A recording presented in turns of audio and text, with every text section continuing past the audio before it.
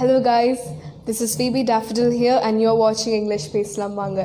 இது வரைக்கும் நம்ம சேனலுக்கு இவ்வளோ சப்போர்ட் பண்ணியிருக்கீங்க, அதுக்காக ரொம்ப ரொம்ப நன்றி. போன வீடியோவில் அட்வான்ஸ்ட் இங்கிலீஷ் பார்த்துருப்பீங்க, அப்போது நான் தான் இருந்திருப்பேன். Hope you like it. நிறைய கற்றுருப்பீங்க நான் நம்புகிறேன்.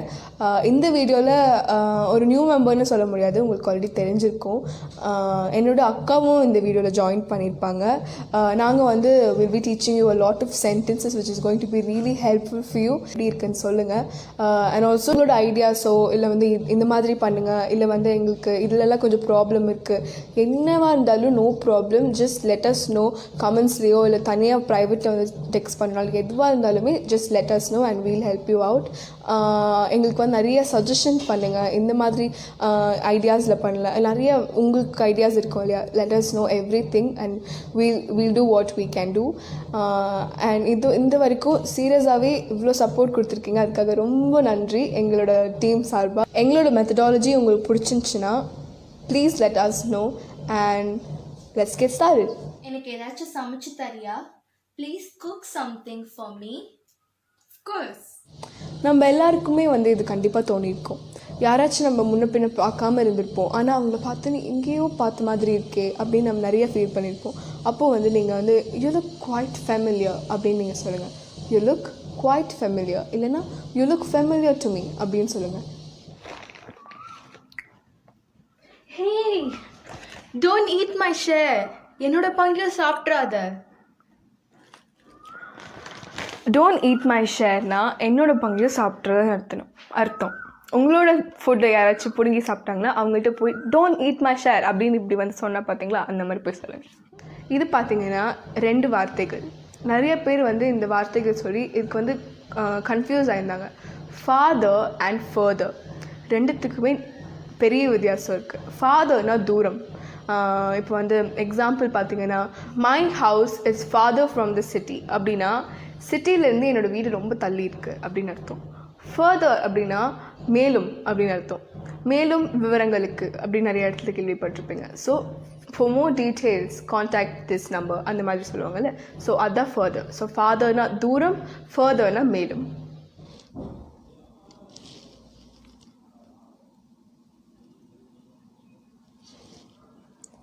She's not answering my call. அவங்க என் ஃபோன் எடுக்க மாட்டேங்கிறாங்க. She must be busy. அவங்க பிஸியாக இருப்பாங்கன்னு நினைக்கிறேன். This bread is fresh. This bread is stale. Stale. ஃப்ரெஷ்னால் எல்லாருக்குமே தெரியும். அது என்ன ஸ்டேல்? ஸ்டேல்னா பழசு. நம்ம வந்து நிறைய இடத்துல வந்து இந்த பழசுன்ற ஒரு சிச்சுவேஷன் வரும். இந்த ஷூ வந்து பழசு, இல்லை வந்து அந்த தண்ணி வந்து பாட்டிலில் ஃபில் பண்ணி வச்சுருக்கேன், அந்த தண்ணி வந்து பழசு அப்படின்னா ஸ்டேல் வாட்டர் அப்படின்னு சொல்லுங்கள். ஸ்டேல்னா பழசு. ஃப்ரெஷ்னா there are fresh vegetables inside the fridge அப்படின்னு சொல்லுவாங்க. ஸோ இதுதான் வித்தியாசம். ஸோ ஸ்டேல்னா பழசு, ஃப்ரெஷ்னா உங்களுக்கே தெரியும். Here have these biscuits. இந்த பிஸ்கெட்ஸ் சாப்பிடு. No, I'm craving for something spicy. எனக்கு ஏதாச்சும் காரமாக சாப்பிடணும் போல் இருக்குது. இப்போது இது வந்து ஃப்ரேக்ரன்ஸ், அதாவது மனம், நல்ல மனம். இது வந்து ஃப்ரேக்ரன்ஸ், அதுக்கு பேர். இது வந்து துர்நாற்றம், ஓடர் அப்படின்னு வந்து இங்கிலீஷில் சொல்லுவாங்க. ஸோ நல்ல மனம்னா ஃப்ரேக்ரன்ஸ், கெட்ட மனம்னா ஓடர். இந்த ஓடர் அப்படிலாம் சொல்லுவாங்க. Correct pronunciation odour. Here I got you a chocolate. உனக்கு ஒரு சாக்லேட் வாங்கி பண்ணேன். Oh my god, you made my day. உன்னால தான் என் நாளே நிறைவடைஞ்சிச்சு. ஹாவ் சம்திங், ஏதாச்சும் சாப்பிடு. No, I'm fasting today. நான் விரதத்தில் இருக்கேன்.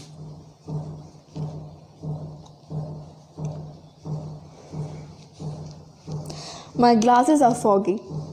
My glasses are foggyனா என்ன? யூஸ்வலாக நம்ம கண்ணாடி போட்டிருக்கவங்க எல்லாருமே வந்து அனுபவிக்கிற ஒரு கொடுமை இது. காஃபி குடிக்கும் போதோ, இல்லை ஏதாவது சூடாக குடிக்கும் போதோ, இல்லை எங்கேயாவது வந்து ஹில் ஸ்டேஷன் போகும்போது கண்ணாடியில் வந்து இந்த மாதிரி ஒரு மாதிரி ஃபாகி அப்படி போக மாதிரி வந்துடும். அப்போ வந்து ஒன்றுமே தெரியாது அந்த கண்ணாடி போட்டிருக்கவங்களுக்கு. ஸோ அதை வந்து இங்கிலீஷில் வந்து ஃபாகி அப்படின்னு சொல்லலாம்.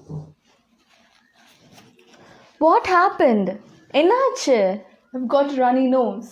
அப்படின்னா சில பேருக்கு வந்து சளி வந்து ஒழுக்கிட்டே இருக்கும் இல்லையா, அதை வந்து இங்கிலீஷில் வந்து மூக்கொழுகுதா? அது வந்து நம்ம இங்கிலீஷில் ரனி நோஸ் அப்படின்னு டீசெண்டாக சொல்லிக்கிறாங்க.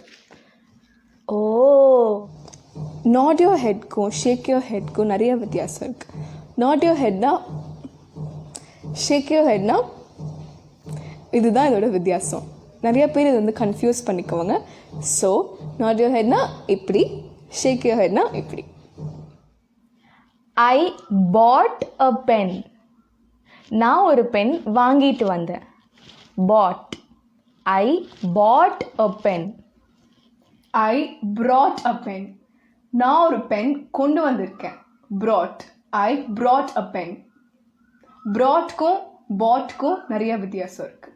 பாட்னா வாங்கிட்டு வந்திருக்கேன், ப்ராட்னா கொண்டு வந்திருக்கேன். What are you doing? என்ன பண்ணுற? I'm folding the clothes. நான் துணி மடித்து வச்சிட்ருக்கேன்.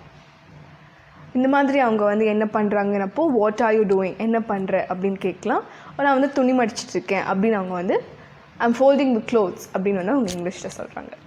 இதே மாதிரி உங்களுக்கு சுச்சுவேஷன்ஸ் வந்துச்சுன்னா நீங்களும் இந்த மாதிரி இங்கிலீஷில் இந்த ஃப்ரேசஸ் எல்லாம் யூஸ் பண்ணுங்கள். My right eye is twitching. ட்விச்சிங்னா என்ன? இப்போது நம்ம வந்து நார்மலாகவே வந்து எனக்கு வந்து ரைட் ஐ வந்து துடிக்குது, எனக்கு ஏதோ நல்லது நடக்க போகுதுன்னு நினைக்கிறேன், இல்லை எனக்கு வந்து லெஃப்ட் ஐ துடிக்குது, எனக்கு ஏதோ கெட்டது நடக்க போகுதுன்னு நினைக்கிறேன்னு சொல்லிட்டு சுற்றுவோம்ல. ஸோ துடிக்கிறதுக்கு இங்கிலீஷ் என்ன? பீட்டிங்கா? நோ, பீட்டிங் கிடையாது. அது வந்து my right eye is twitching. Twitching அந்த ஒரு வார்த்தையை பயன்படுத்துங்க. உங்களுக்கு வந்து உங்கள் ஐஸ் துடிக்குதுன்னா my right eye is twitching அப்படின்னு சொல்லுங்கள். This biscuit is really crispy. கிறிஸ்பினா என்ன? மொறு மொறுன்னு இருக்கிறது. பிஸ்கெட் மட்டும் இல்லை, மற்ற நிறைய வந்து சாப்பிட்ற ஐட்டம் வந்து கிறிஸ்பியாக இருக்கும். போண்டா ஆகட்டும், இல்லை முறுக்காகட்டும், இந்த மாதிரி நிறைய விஷயங்கள் இருக்குது. ஸோ இந்த கிறிஸ்பி எல்லாம் போயிடுச்சுன்னா ஒரு மாதிரி நமுத்து போயிடும், மாதிரி நசன்னு ஆகிடும் இல்லையா? அதை இங்கிலீஷில் எப்படி சொல்லுவாங்க? சாகி அப்படின்னு சொல்லுவாங்க. ஒரு மாதிரி ஆகிடும் இல்லையா? நமக்கு பிடிக்காத மாதிரி ஒரு மாதிரி நசன்னு ஆகிடும். அதை வந்து நம்ம தமிழில் வந்து அப்படி சொல்லிக்கிட்டு போயிடலாம். ஆனால் இங்கிலீஷில் வந்து சாகி அப்படின்னு யூஸ் பண்ணலாம். Pack the stuff.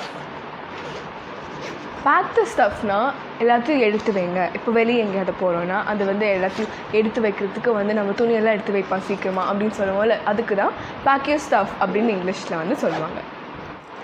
Unpack the stuff அப்படின்னா துணியெல்லாம் எடுத்து வெளியே வைங்கப்பா. அங்கே போய் ரீச் ஆனதுக்கப்புறம் துணியெல்லாம் எடுத்து எப்படி வெளியே வச்சு, இல்லை திங்ஸ் எல்லாம் எடுத்து வெளியே வைப்போம்ல, ஸோ அதே மாதிரி பேக் யூர் ஸ்டஃப்ஸ்க்கு ஆப்போசிட் அன்பேக் யூர் ஸ்டஃப்ஸ் அப்படின்னு வந்து இங்கிலீஷில் அழகாக சொல்லுங்கள்.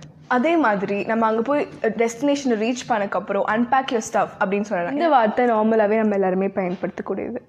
ஸ்டெயின். ஸ்டெயின்னா என்ன? கரை. கரைனா வந்து இந்த இங்க்கு கரைப்படுறது, இல்லை பெயிண்ட் கரைப்படுறது, இல்லை வந்து சாயம் படுறது, இதெல்லாம் வந்து நம்ம கரைன்னு இங்கிலீஷ் தமிழில் சொல்லுவோம். ஸோ வந்து இங்கிலீஷில் வந்து ஸ்டெயின் அப்படின்னு சொல்லலாம். எனக்கு வந்து I got an ink stain, இல்லை you got a paint stain on your shirt அப்படின்னு வந்து நம்ம ஸ்டெயின்ன்ற வார்த்தையை பயன்படுத்தலாம். Shake off your dust. உன் மேலே தூசி இருக்கு, அதை எடுத்து விடு. So shake off the dust அப்படின்னா யாராச்சும் மேலே தூசி இருக்கும்போது அது நீங்கள் போய் இங்கிலீஷில் சொல்லணுன்னா ஷேக் ஆஃப் த டஸ்ட், இல்லை ஷேக் ஆஃப் யோர் டஸ்ட் அப்படின்னு இங்கிலீஷில் சொல்லலாம். Read out a joke to me. ஒரு ஜோக் எனக்கு படித்து காட்டேன். Read out a joke to meனா ஒரு ஜோக் யாராச்சும் படிச்சுட்ருக்காங்க, இல்லை ஒரு புக் ஏதாவது ஒரு காமெடி புக் படிச்சுட்ருக்காங்கன்னா அதில் இருக்க ஒரு ஜோக்கை எனக்கு படித்து காட்டுங்க அப்படின்னு வந்து read out a joke to me அப்படின்னு வந்து இங்கிலீஷில் நீங்கள் கேட்கலாம். God, it is so hot in here. ரொம்ப சூடாக இருக்குது. Someone save me from this sweltering heat.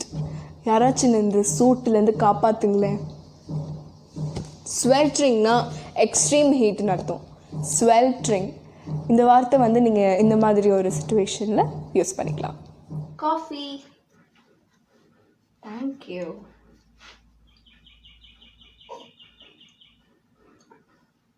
I'm a newbie to cooking.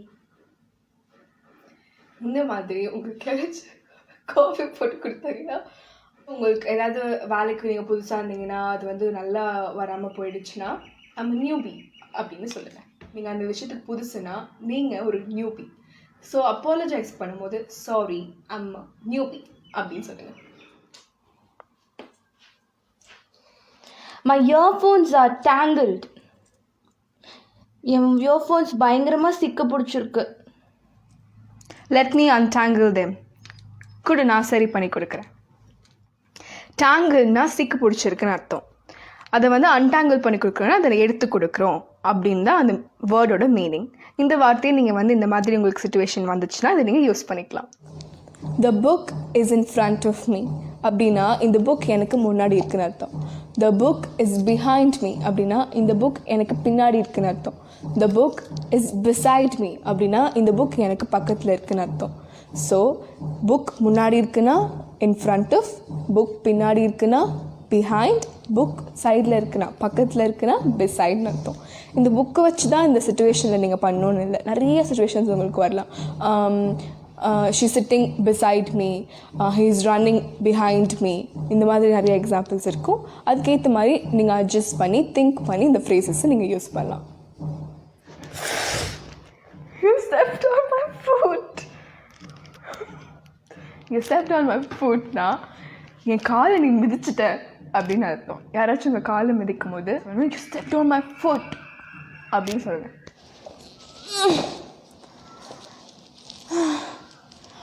Please lend me a hand. எனக்கு கொஞ்சம் கை கொடு ப்ளீஸ். கண்டிப்பாக, of course. Hope you liked this video. இந்த வீடியோவில் உங்களுக்கு எந்த சென்டென்ஸ் ரொம்ப பிடிச்சிருக்குன்னு ஆஸ் யூஷுவல் கமெண்ட் செக்ஷனில் சொல்லுங்கள். Keep supporting us like always. Thank you so much. And until then, this is Phoebe Daffodil from English பேசலாம் வாங்க. Signing off. Bye.